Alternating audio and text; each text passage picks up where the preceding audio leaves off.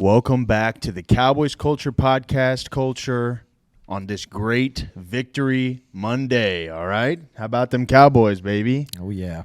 Yep. Well, we're here for episode 11 on Monday just after the win against the Jets. 11 from heaven, baby. 11 from heaven. The great Micah Parsons showed out once again. But before we get into talking about how awesome our team is and how well we did in yesterday's game, Steven's going to tell us about our sponsor one more time. Yes, our sponsor is 360 Roofing and Restoration. Give 360 Roofing and Restoration a call for your roofing needs. That's commercial, residential, anything with a roof on it these guys can handle. And thank you, 360 Roofing and Restoration, to making sure the culture was at the game this weekend, man. We went out there with the owner of 360 Roofing and Restoration, Coy Wilson, and had a ball. Coy was a lot of fun, but the Cowboys were a lot of fun too. Yeah, we had a good time. We're gonna put some pictures and we're gonna post some pictures and videos and clips from being at the game. But yeah, it was a great experience. Thank you to 360 Roofing and Coy for taking us out there. So obviously everybody knows it was a great game, but Jacob, before we jump into all the content we were going to talk about, tell us some news, Jacob. Yeah, so thankfully, nothing super significant on the news side of things, in terms of injuries. So first, starting with the injuries, we got just really a couple on the O-line, starting with Zach Martin. That was a big scare for everybody. When I saw him go down, I got really scared for a second. But all reports are that he's doing fine, that he was even able to possibly come back into the game. But as we know, it was a blowout, so there's no need. But yeah, so they're saying it was kind of like a ankle tweak there. But as far as we know now, no need for concern. We also on the O-line, we had Chuma Edoga go out. And they're saying that maybe there's a, I believe, elbow hyperextension there. But again, Stephen Jones talking about that one as if it's questionable if he'll even miss a game. So nothing super significant there. Obviously, we know some of the other guys like Tyler Smith and Donovan Wilson, those guys have been out. But, I mean, they've been on the cusp of playing for the past 2 weeks, so I don't see them missing much more time, really. Yeah, and I'm excited to have those guys back. Yeah, it's going to be incredible with what we've been doing to see those dudes get back in there. What else do we got for news, Jake? Well, outside of that, we have Ronald Jones. If some of you guys know by now, but some of you guys know who Ronald Jones is. Yeah, if you don't know, that's what I said. That's what I said yesterday when Rico Dowdle was like going ham. I was like, everybody's cheering, and half of these people do not know who that is. We know who you are, 2-3. Thanks for watching. And, the Cowboys let him finish out his 2-game suspension and then cut him the next day. So, baby, get them checks, man. Yeah, so he's a free agent now. He had a good career here. Yeah, it was fun. Played hard. He got first week of training camp, no pads. Did incredible. Yeah, he did. So, best of luck to him. It was unfortunate for him, but went to McKinney North, DFW folks. Yeah, I guess it really just comes down to we just have way too much talent in that running back room. Yeah. And when you get yourself suspended, it's kind of tough. Yeah. So, anyways, yeah. Well, hey, I'll just say is that everything you had for the news? Overall, that's pretty much everything we got for the health. The health of Zach Martin is a fun thing to learn about. So. Yeah, I think he's fine. He said he was going to be. He said he's fine. He said he would have played if it wasn't a blowout. So I mean, I'm obviously you always hope that these kind of guys will be healthy and everything, especially the best lineman in the world.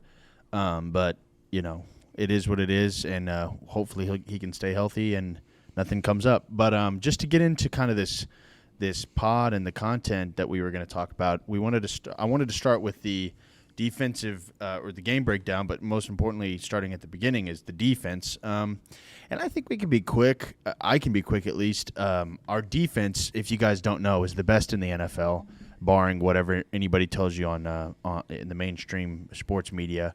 It's the best in the NFL. You play a team that has a bad O-line and one decent receiving weapon and a good running back. running back system like they have and a crappy quarterback, you're not going to score that many points against the Dallas Cowboys, especially when for some reason you think you're going to pull a wool over Dan Quinn and decide you're going to throw it against the Cowboys instead of running it when you have a good run game. I don't understand that. But, yeah, just being quick, nobody's going to score more than maybe 14 points on the Dallas Cowboys all season. And if they do, you can come in and chirp at me about it. But I don't see it happening. So, yeah, I mean, what did you expect from the – Yeah, shout out Breece Hall, man. Me and you ran the ball about the same amount of times. So, I think Breece Hall had about 4 hauls. So nice. That was a strange take by Saleh and the boys. I didn't understand it either. Garrett Wilson, he got his. I guess they got extremely lucky with that play. Yeah, I mean you can take it how you want. All right, so they did get lucky to get him open.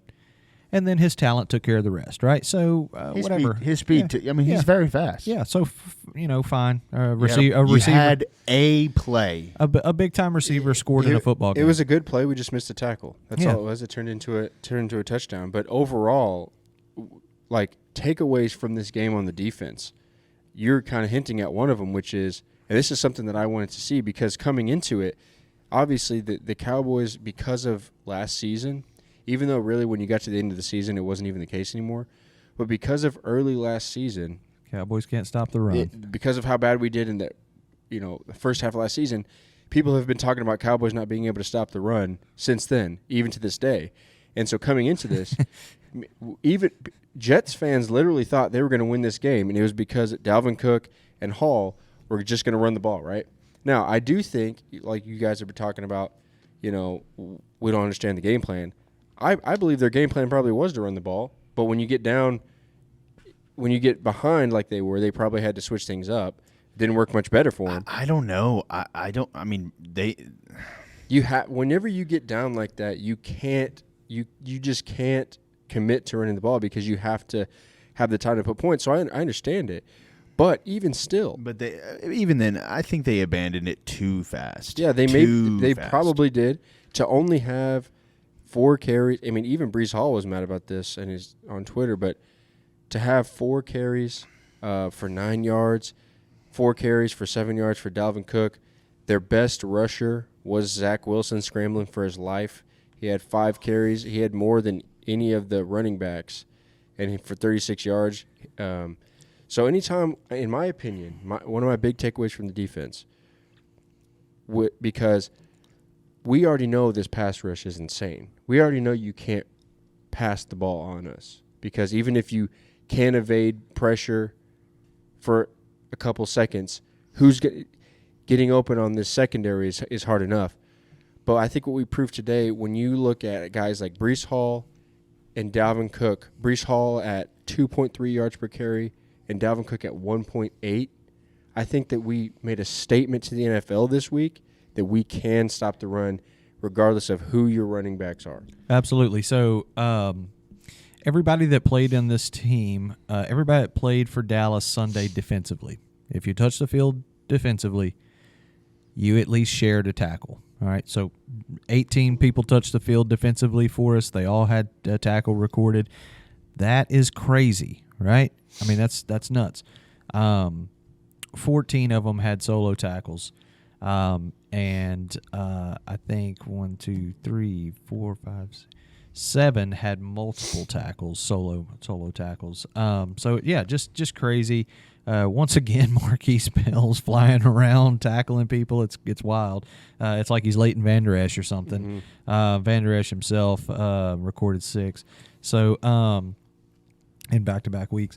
I mean, this is a 30-10 game. 10's kind of a cushion there at the end of the half. We kind of let Zach Wilson run around a little bit. They kind of got something figured out. Unfortunately, they figured that out at the end of the half. We put a stop to it, and then of course it was never to be seen again after Quinn adjusted. Yeah. But I mean, just kind of move on from the defense. This is the best defense in the NFL. There's not a better defense in the NFL. by the end of this season, there may not be a better defense that has ever been in the NFL. Yeah. And that's a strong statement from me because I've seen some strong ones, all right? The Niners can't touch this defense. The Eagles are it's not even worth talking about anymore. They're not a good team. They're not in the equation. They're not a anymore. good team. The national media is telling you guys, look out for those Niners. Cowboys are second fiddle to the Niners. The Eagles are still a thing.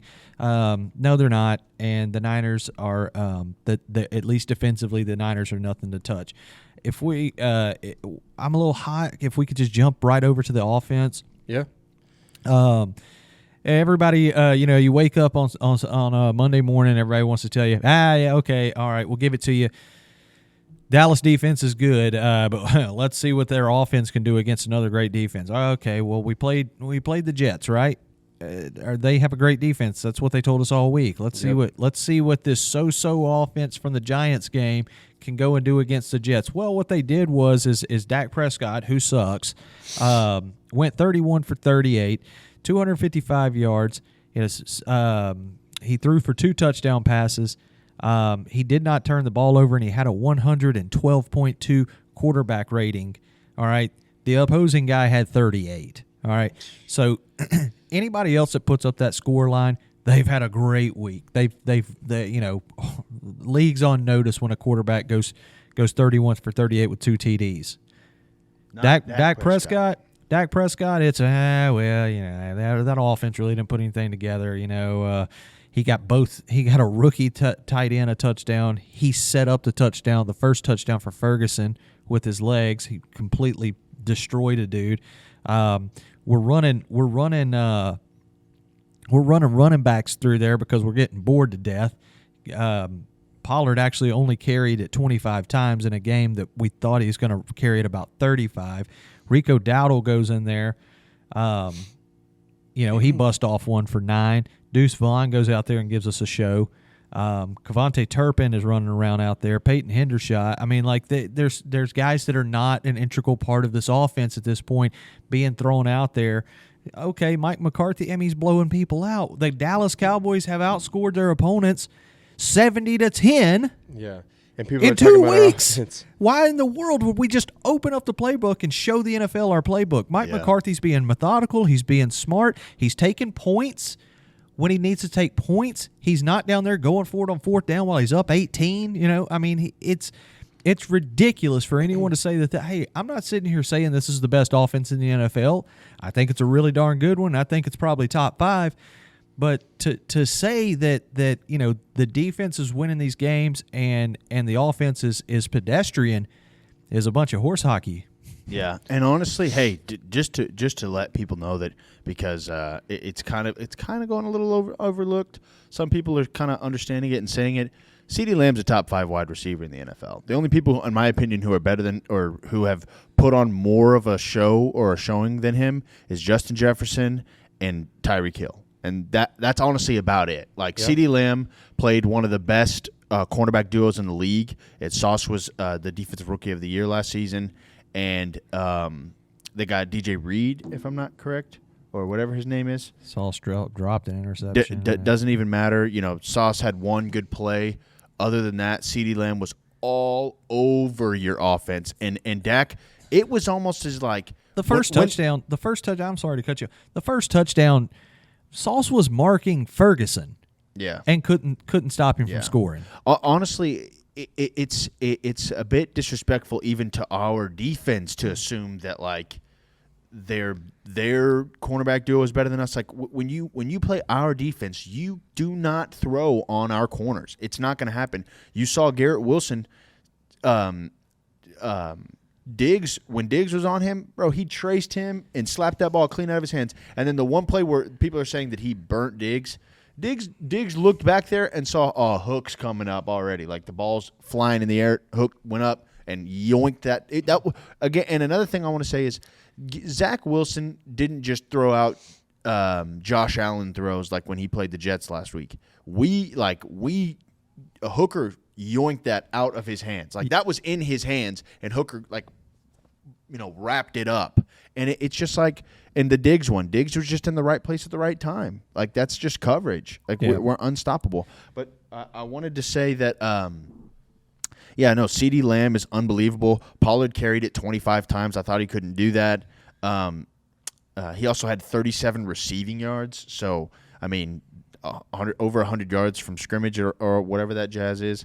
Tolbert was going ham against that secondary. And, again, we didn't even have Brandon Cooks, which would have really severely opened up the deep ball game. So, all in all, I would just say, like, let's give Dak his flowers.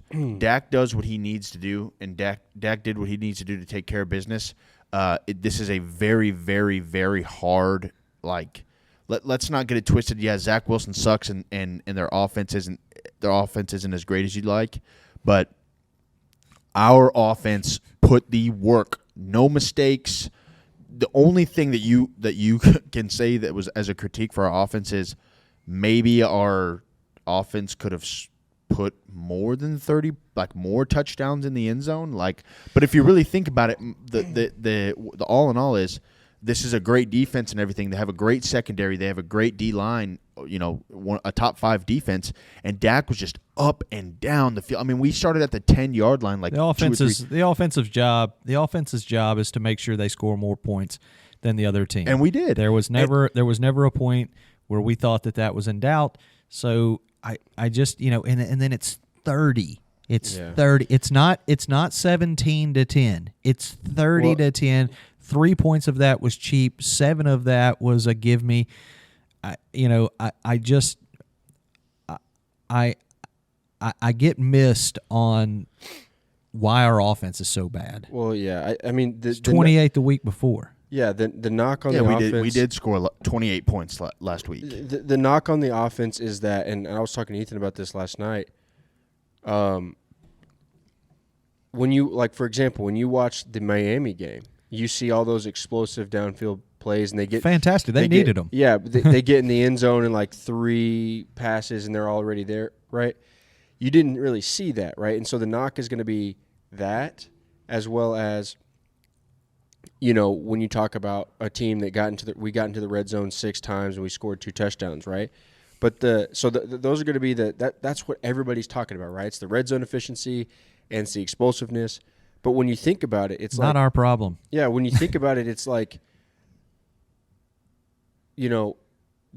there's almost no way you lose this game. The only way you lose this game is if you make unforced errors and throw some picks, or make, try to make something happen downfield. And if you play like the Jets offense, and it doesn't work out, and you get off the field, and now they get the ball back, right, and they have another opportunity to score. Or like the Chargers offense, and you lose 2 games. Or you put yourself in you try so hard to make something happen and make a touchdown in the red zone that you try to get Dak to make a play, and he gets sacked and gets hurt, right? And so it's like there's just. I get it. People would have liked to see us score more touchdowns, and I would have liked to seen us score more touchdowns in the end zone.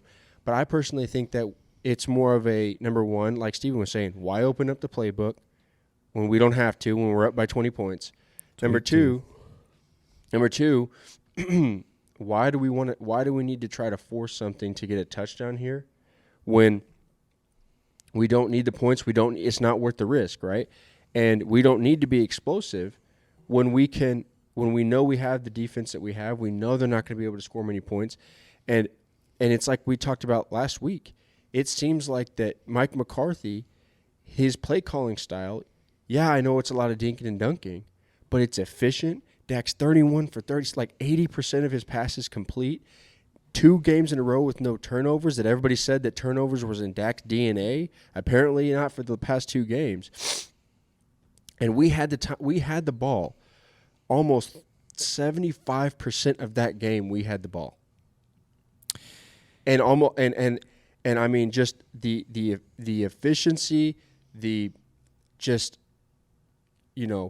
keeping the ball, slowly moving it downfield, wearing out that defense, and also resting our defense so that they can go out there and just shut them out.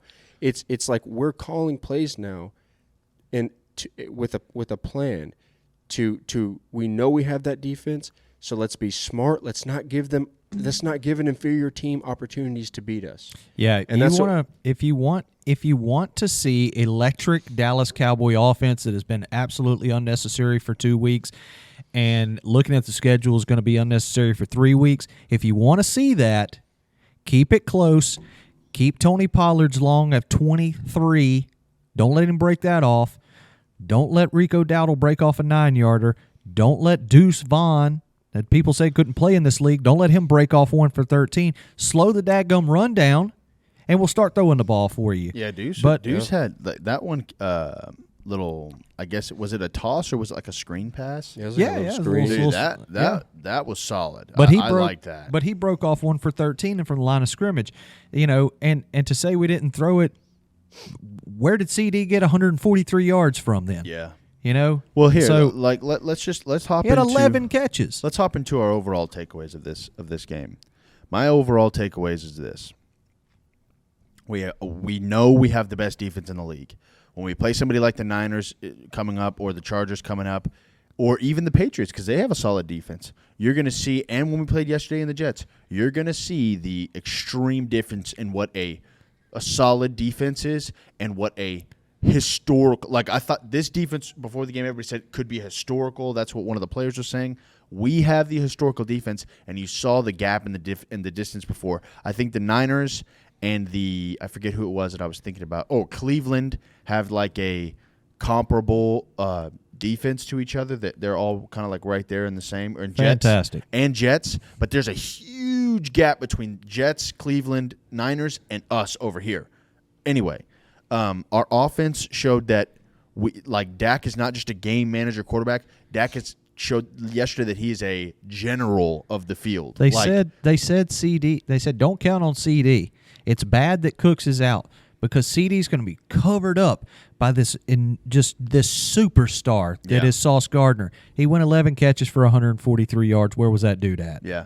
And my thing is like they're like I'm interested. The games I'm interested in mostly in watching is the Dolphins because of how good their offense is, and the Niners because people are talking smack. But the Dolphins specifically because I want people to see like our defense is so good that even this high-powered, high-scoring offense.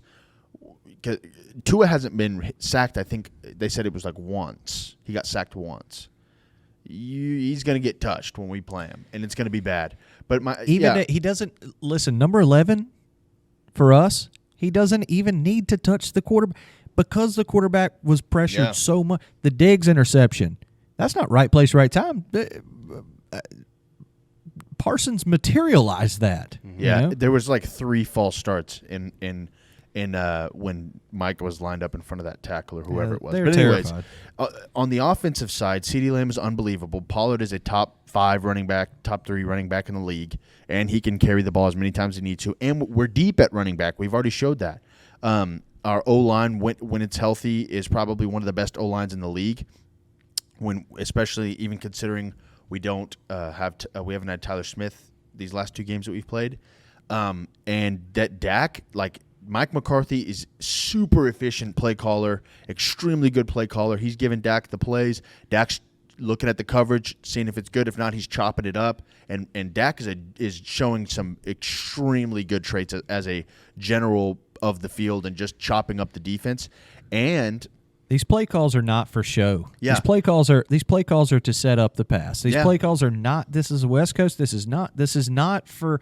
If you want to watch the Dolphins and Tyreek Hill and all that's all well and good. They have to score. Yeah. They we have not been in a situation yet. And looking down the schedule, it's going to be a couple weeks before we're in a situation where we're just going to need to sling it all over the place. And against this historically good defense and this top 5 defense.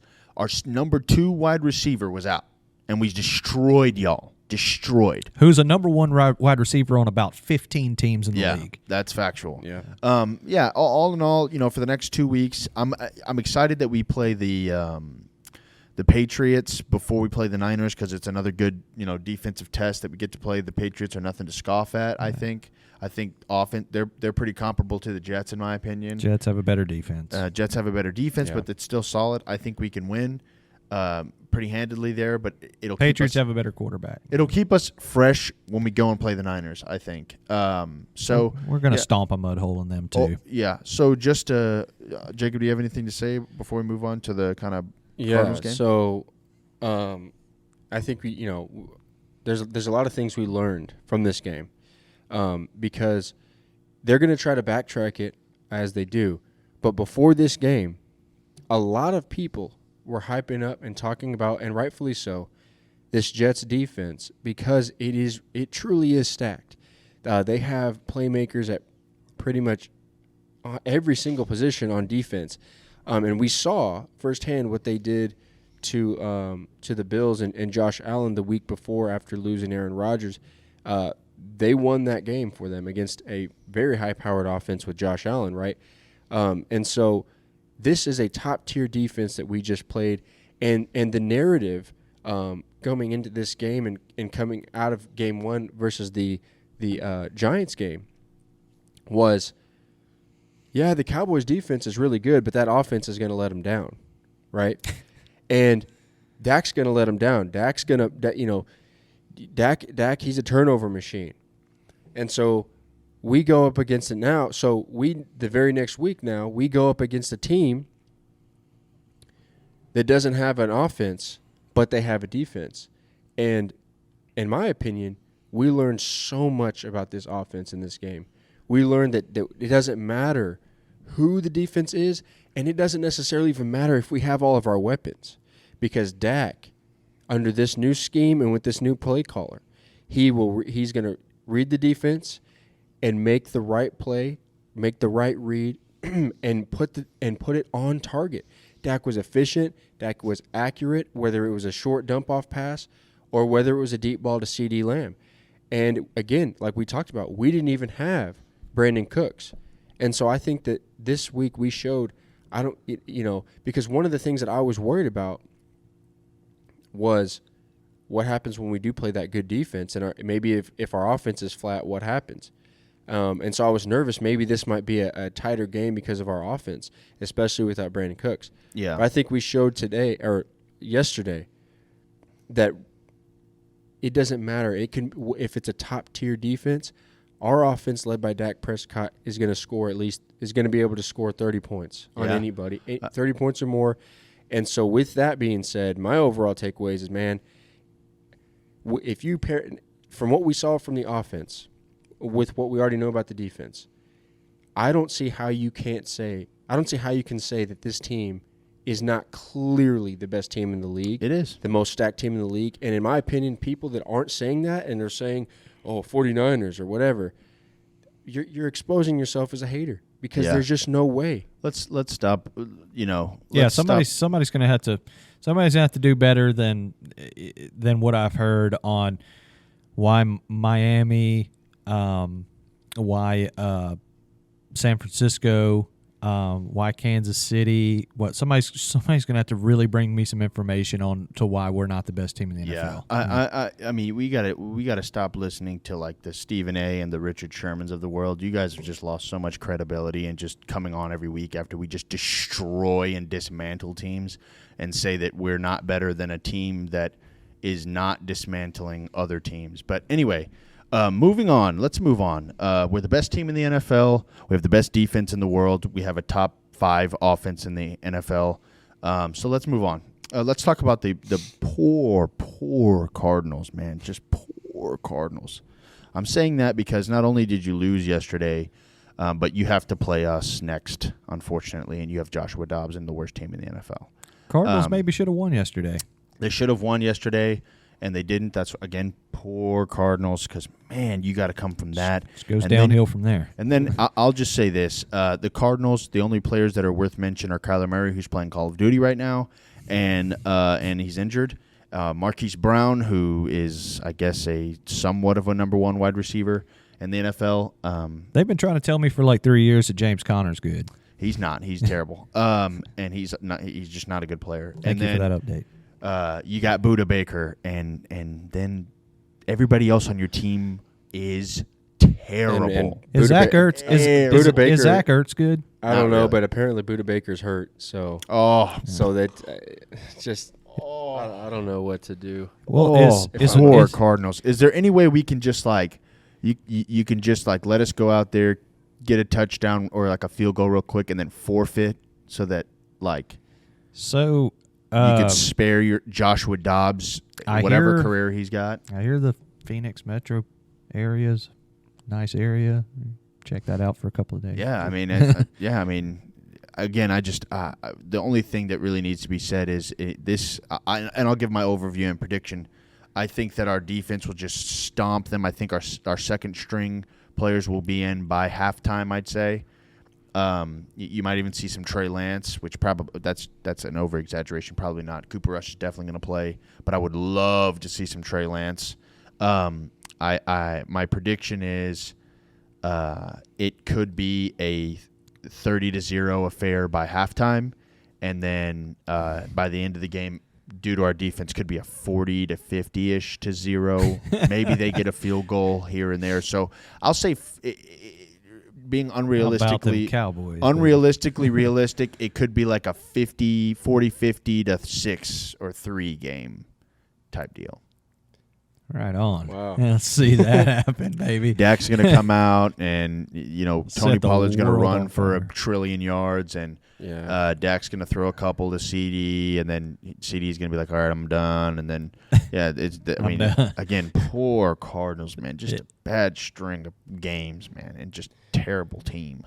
Yeah, I think that they just have nobody on their team right now. They have nowhere near the talent to even play, to even hang. Because, when we were playing the Jets last night or yesterday, there were some times where it was like, okay, it's a 10-point game. It's not super, it was still kind of a game. But, man, I don't think they even have anybody to even keep it close at all. So, yeah, I feel bad for Dobbs. I don't know. I think we're just gonna. I think our run game is gonna explode because they don't really have anything on the D line to be concerned with. I think that 50-0. I'm not gonna listen. I'll say this. I think that there's always the potential that because of how just dominant we are on defense, there's always the potential that we just kind of just going through the motions one play, and you get one that breaks through, and they get into field goal range, and they kick a field goal. Like right? I say that because I genuinely think that within like the first 5 minutes, Micah might have 3 sacks.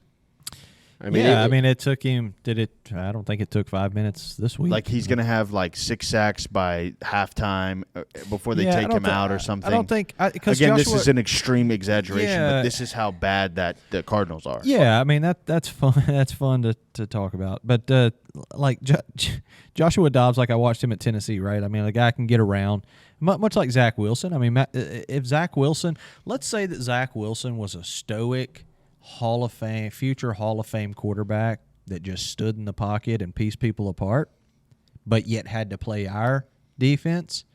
Because I've heard also today that if we would have played that quarterback yesterday, this is a totally different game. So you're saying that if your quarterback can stay in the spot where the best pass rush in the league is trying to get after, that's what I've been told. They'll survive? That's what I've been told. I've been told that if number 8 had not have hurt his ankle, we would have. This would have been a different ball game. And I think that Zach Wilson is alive today because he's young and he can run. He was able to run away and not get destroyed. Now it forced him into interceptions, but at least he's not in Baylor Scott and White today. Yeah. All right. So I just don't understand how the likes of, say, Aaron Rodgers could stand back there and just piece Dallas apart like he was expected to do for all through training camp and everything. Couldn't wait for week 2 so he could just come in here and show us how crappy of a defense we were going to be the Jets defense because Aaron Rodgers was just going to piece us apart, which. I struggle. I'll believe it when I see it. Yeah, and we won't get a chance, right? But I do struggle to understand that. Anyway, here's Here's What's my your prediction? Here's my prediction. Yeah, sorry. Just a little upbeat. But my prediction is yes, I do think Joshua Dobbs is going to be on the run all day long, much like Zach Wilson was. The reason that Micah won't have 6 sacks is because, thank God this guy can move around, or he's dead. He's going to die.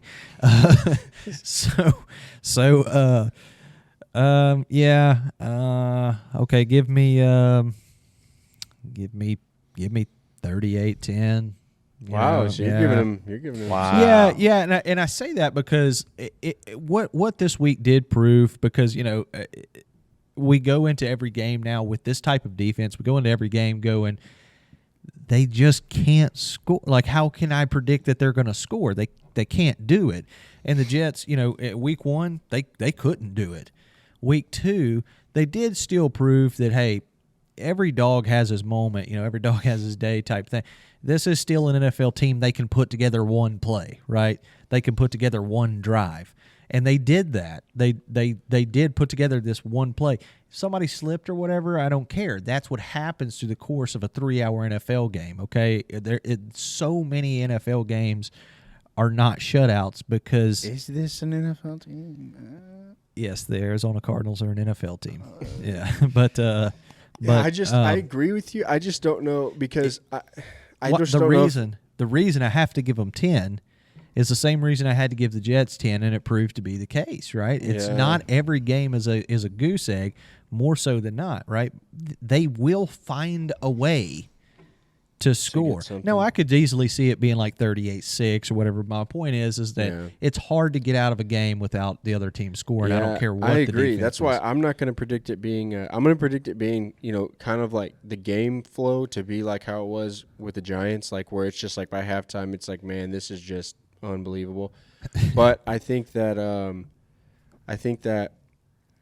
like you're saying, they'll probably get into the field goal range, red zone area, maybe once or twice. Yeah, you never know. You never know who's going to return a punt and show out on special teams or something and be like, yeah, okay, well we're 6 yards away from the end zone. Yeah, I just think that unless it's like a random, like weird missed tackle like it was with Garrett Wilson, even if they get into the red zone, I don't see them having the firepower to actually get a touchdown. And a blown assignment almost happens in every game. I don't care if it's Dallas or whoever. I mean, it happens. The game moves so fast. It's commendable. I refuse to believe that. Let's talk more about how we think the Arizona Cardinals are going to score. That's a good time. I mean, it would have to be just a lucky break, a big time pass interference call. Yeah, I guess once our third strings go in the fourth quarter, I think maybe they might slip through. Honestly, if they do go in and say like 5 minutes left in the fourth quarter, seriously, if Cooper Rush, we tried Cooper Rush and the boys out there, and then they sneak one in. James Conner breaks one off or whatever because he's playing, a third string linebacker up against Malik Jefferson. Right. Hopefully they don't leave Marquise Bell in there, but I just don't. I don't see them scoring a bunch, obviously, but I do understand how the NFL works. They will get a point. Well, yeah. Well, Jacob, did you already give your prediction, or do you want to do that now? Yeah, I mean, I said I think it'd be similar to the Giants game, but I'm thinking 40-0. Probably. Well, just like in terms of how the game goes, just like of where we just dominate them, and then we're just rolling and we're up big by halftime. But I think if I had to say, I would go somewhere around like 40-6. Yeah, that's fine. Yeah, I think 2 field goals. I said 38-10, just in the same way that. Steven's not convinced in this team.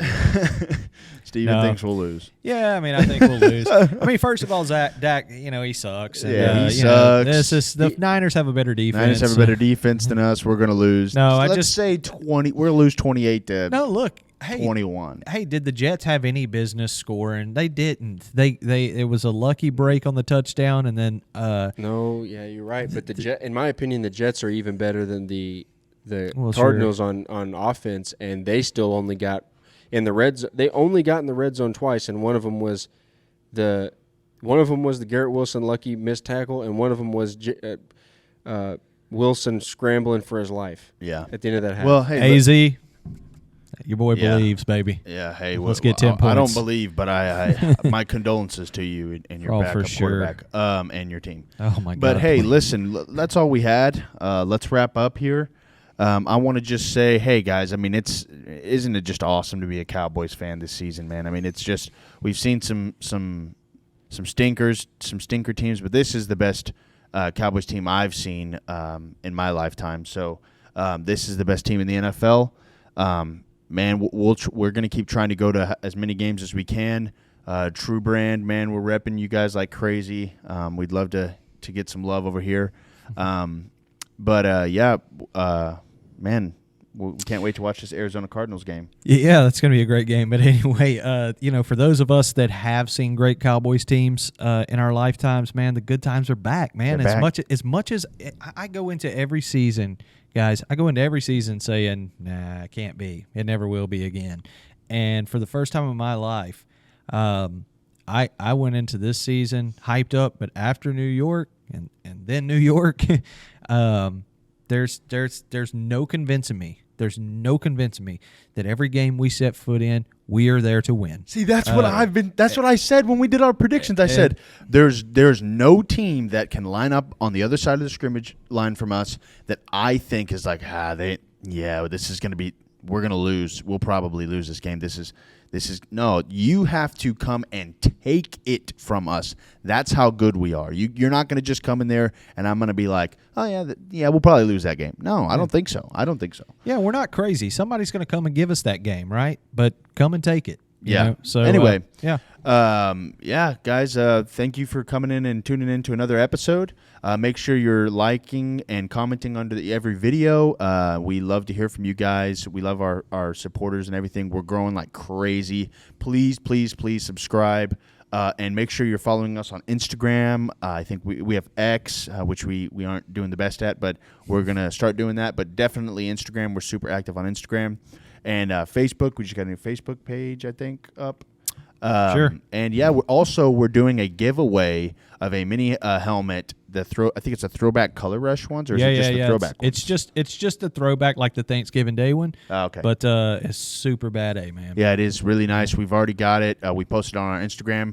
Go enter that giveaway. We do giveaways all the time. We've given away some preseason tickets.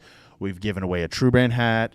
So yeah, we're gonna keep them coming. So tune into our Instagram, and that's it, man. We'll see you guys later. Later, Peace. guys.